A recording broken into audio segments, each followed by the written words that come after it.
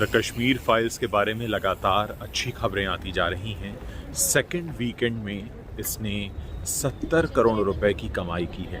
जी हाँ, यानी दूसरा वीकेंड जब अच्छी अच्छी फिल्में पानी मांग जाती हैं बॉक्स ऑफिस पर, फ्राइडे सैटरडे संडे मिलाकर 70 करोड़, और सिर्फ सैटरडे संडे अगर हम दूसरा वीकेंड का लगाएं तो 50 करोड़।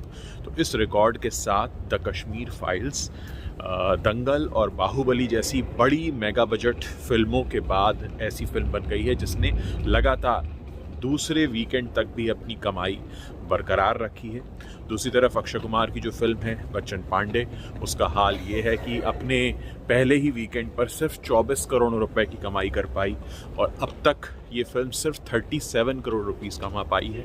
जबकि द कश्मीर फाइल्स ने अब तक 11 मार्च से लेकर और संडे के दिन तक, यानी अपने दूसरे वीकेंड तक, करीब 167 करोड़ रुपीस से भी ज़्यादा की कमाई कर ली है। तो आप देखिए कि लगातार एक के बाद एक जो खबरें आ रही हैं वो बताती हैं कि अगर कंटेंट अच्छा है तो लोग फिल्म ज़रूर देखेंगे।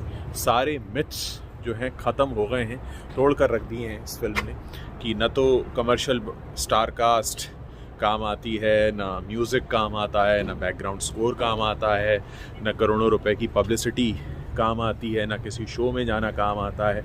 अगर कुछ काम आता है तो वो है कि आप कितने अच्छे से बात को रखते हैं और ऐसा कंटेंट लेकर आते हैं जो इसके बारे में लोग वाकई जानना चाहते हैं, और जो एक ज़रूरत भी है देश की कि आप ऐसे कंटेंट को सामने रखें। तो आप देखिए, कुल मिलाकर अगर इसके आंकड़ों पर हम गौर करें तो 11 मार्च से लेकर और संडे का दिन अगर हम गिनते हैं 21 मार्च तक 167 करोड़ रुपये से ज़्यादा का बिजनेस कर लेना, और अभी भी ऐसा लग रहा है कि फिल्म कम से कम 5-6 हफ्ते और चलेगी। तो आप सोचिए, ये ऑल टाइम ब्लॉकबस्टर तो हो ही चुकी है। दंगल और बाहुबली ऐसी फिल्मों के साथ तो खड़ी हो ही चुकी है, और मुझे लगता है कि कुछ समय में ये उनके रिकॉर्ड को भी तोड़ सकती है। कोई बड़ी बात नहीं होगी, क्योंकि इस फिल्म को देखने के लिए एक तरह से जो चर्चा हो रही है वो बहुत ज़ोरों पर है, और अब तो देश से बाहर रहने वाले इंडियंस भी देखना चाहते हैं अपने देश में। इसके अलावा ये 4 साउथ इंडियन लैंग्वेजेस में भी रिलीज़ की जा रही है, तो जाहिर है इसका दर्शक वर्ग और बढ़ेगा।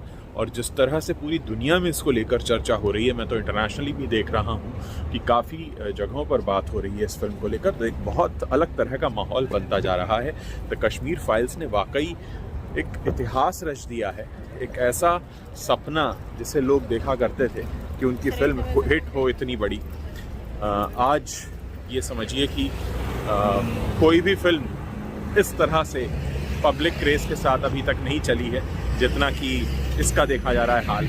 आप समझ सकते हैं कि बहुत बड़े स्तर पर ये फिल्म अब चर्चा में आ चुकी है। हर कोई इसके बारे में बात कर रहा है। जिन लोगों ने नहीं देखी है वो, उन्हें ऐसा लग रहा है कि उन्होंने बहुत कुछ मिस किया है और वो देखना चाहते हैं।